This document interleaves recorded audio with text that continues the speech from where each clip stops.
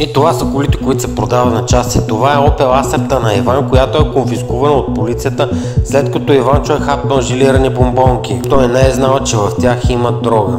Затова колата му е конфискувана и отива на сърва. Небезизвестната Opel Corsa, която била закупена от Драган за неговата приятелка Иванка. Иванка била забелязана с любовник и за това нейният приятел хвърли колата за скрап, като предварително изтроши прозорците. Тези Opel Astri бяха конфискувани от полицията. Каза се, че собствениците им имитирали полицаи и взимали рушвети на магистралата.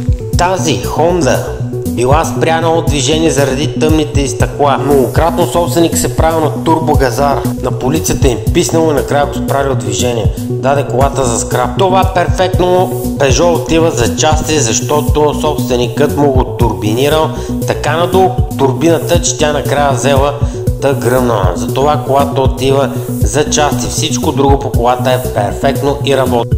Ето виждате отзад тъмния джам. Автомобилът е перфектен, човека си взе джантите, защото много го кефат. Музиката му е перфектна. Тази кола е на един човек, който ходеше с нея за риба. Жена му забрани да ходи за риба и той беше принуден да хвърли колата за скрап. С Citroена бяха забелязани да се возят цигари на редовни поколки. Той беше конфискуван от полицията. Seat го намерихме на пътя и го качихме. Audi A3 ти фърли турбина. Audi A4 е с десен волан, докарана на собствен ход. Мерцедеса 2007, разбира се, отива за част, защото много се търсят. Peugeot 207 беше ударено от неизвестен извършител на ПТП-то. Клиентите го изхвърлиха. BMW-тата, които се продават на части, са в абсолютно перфектно състояние, нямат никакви забележки, двигателите палат. Микрата е абсолютно перфектна.